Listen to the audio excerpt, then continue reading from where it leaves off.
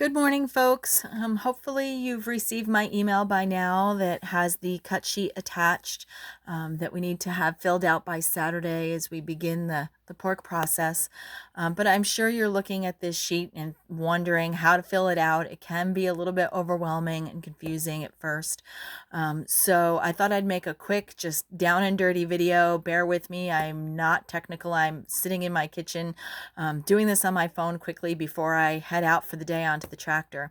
But hopefully we can just quickly go over this and I can give you a little bit of a better idea of what goes on here and what your choices are. So looking at the cut sheet that's attached to the email, you'll see on the right hand side is where you're dealing with the pork. Obviously, just ignore the whole left hand side that talks about beef. So look at the right hand side of the sheet. And then you'll see at the top it says weight of animal. Don't worry about filling that out. That's where we'll put the final weight once they get to the processor. So roughly, before we break it all down, roughly the what they call the hanging weight should be around 100 pounds or so. Obviously, those are going to vary depending on the size of the pig. And as we sold all halves this year, so as we get everybody's information in, I will pair up the halves together with the choices that make the most sense as far as family size and sausage seasoning. But that we can go over at a later date. But anyway, weight of animal, don't worry about it. Just know it should be about 100 pounds. And that's what a lot of the fees are then based on, not wasted on. So, okay, anyway, and know also that a half will yield about 2 cubic feet of meat. So if you think about that, that would be like 2 milk crates. So as you're making space in your freezer, think about like 2 to 2.5 milk crates worth of space. And again, that's going to vary depending on the cuts that you choose. And as you get your final bill, you'll see that okay, the hanging weight is a certain amount, and the amount of meat you actually get is another amount. The reason for that reduced poundage is that some of it is as the pigs are hung, then the water evaporates. So you lose a little bit to that. And obviously, as they're trimmed, there's some waste there. And then there's also all the oddments and the hearts and the livers and the fats and the bones, and that all adds up. And so we'll get to some of that at the end of this sheet, but just know that that's what the difference is. And also to bear in mind that you're smoking, as you're thinking about the cost, the smoking is roughly about 35 pounds per pig for what your average person chooses. So, okay, let's go on from there. So don't mind my finger. This is the fanciest way we're going to be able to do this right now. But if we start at the top here for front shoulder, you might also know that as a picnic. So you can expect about 10 pounds or so of meat from that area. That area is good for roasts, sometimes stew meat, or if you don't want a roast or stew meat, you can choose to just grind that all into sausage. Quite often, that's what we will do because we love sausage, but it also makes a really nice roast. Then moving on to the next part, it says butt here. That's another 10-ish pounds. You might also know this as Boston butt. And you have your choice here for roasts or some steaks or some country style ribs. I highly recommend the country style ribs. They're yummy, as are the roasts. But again, if none of that floats your boat, you could choose to just grind it. Then moving on to loin. So this is where you would get your pork chops and like your center cut roasts. Again, there's about 10 pounds. If you're going to you have your choice here. You can do all pork chops if you'd like.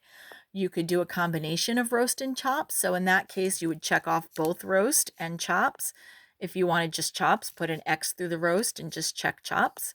And expect about 20 or so 1-inch pork chops, doing it that way. These numbers are all really kind of variable depending on the size of the pig and your choices, but it can kind of give you a ballpark. Then moving on to bacon. Don't we wish the whole pig could be bacon? But the average is about 8 pounds of bacon per half. We have been running a little bit higher than that, but again, we won't know. I can't guarantee anything. But you do have a choice here with smoked or fresh. Some people choose to get the whole belly and smoke it themselves. If you're free to do that, I would just, if you're going to do that, just check off fresh and then just put whole belly here. Same with the ham. You have the choice for smoked and fresh, so you can check one or the other. There's roughly 15 to 20 pounds in the ham area, so there's a couple choices down here for that. You can get it as one big whole ham, or you can have them cut it into two larger halves, or quite often what people do, and this is what we do, is we'll take the slices, which would be ham steaks, out of the center, and then whatever's at the ends makes for a nice small, maybe like a 3-pound small ham. Or you could just do it all ham steaks if you didn't want any larger ham. So you would just check off whichever you wanted there, or combination of. And then you have a choice on how thick you want your ham steak. I generally wouldn't recommend the 1/2 inch. I would say 3/4 to an inch. We like the inch. It keeps it from drying out if you're going to pan fry, which is usually what we're doing. So you have a lot of options there. Moving on to sausage. So 10 to 15 pounds or so is the yield on sausage.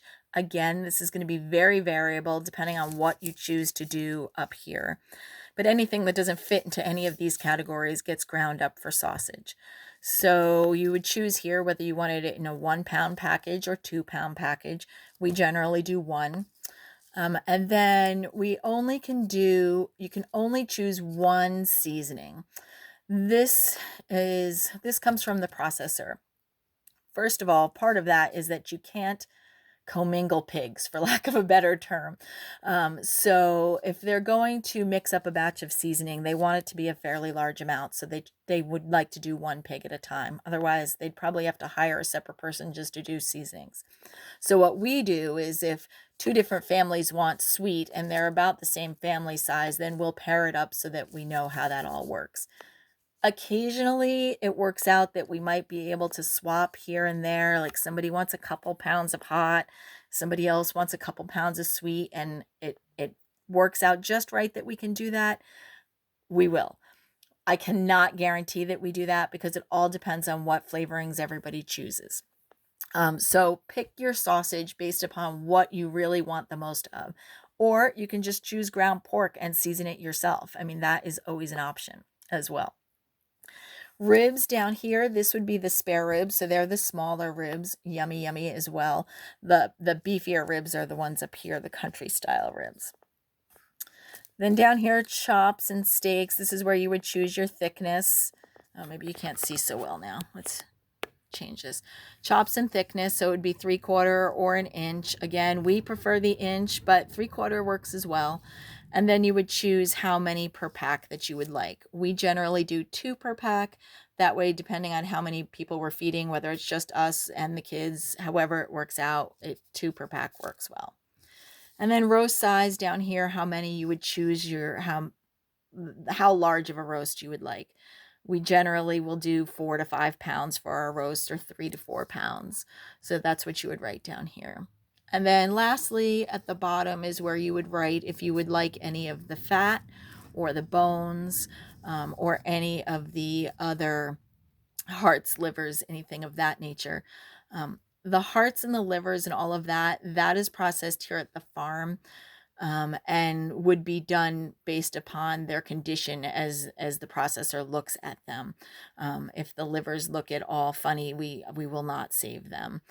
Sometimes funny just means they have spots on them from calcium deposits in the well water, but still, if they don't look 100% perfect, we will not save them, not even for dogs, because think about liver, that's where all your toxins accumulate. So we may or may not have those, but if you're interested, just write me a little note on the bottom so I know. And as far as the fat would come frozen. There's a leaf fat and a back fat. You might be able to get a little bit of both, but that gets done over in Sutton at Royers, so I would have to let them know on this cut sheet. So anyway, that was a lot. If you have any questions, give me a buzz.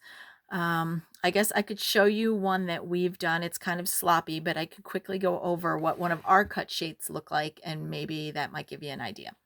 So let's just slide over here. Very high tech. So here's one we did years and years ago. We took a small pig. It was only 140 pounds. This is for a whole pig, mind you. We chose not to have any sausage, so we just wrote no and ground. I'm sorry, not to have any roast, so we put it into sausage. Same thing with the butt. We chose one small roast, so we checked one, the size we wanted. We wanted ribs, and we asked the rest go into sausage. Loin, we did no roasts. We did all chops, 1 inch. Let's see, what do we have? Bacon here. We smoked. At that point, we had a nitrate-free option. That's not available right now. Same thing with the hams. We did smoked. We did 2 whole ends, and the rest was center cut steaks. So we checked those off, 1 inch thickness. And then sausage, we did 1 pound, and we did all breakfast. We chose our ribs, and then we chose 1 inch thick on everything, 2 per pack, and 4 to 5 pounds in our roast, and that we only wanted 1. So, okay, I'm sorry. That was a little longer than I had hoped, but hope you get the picture. Call me with any questions. Thanks. See you soon.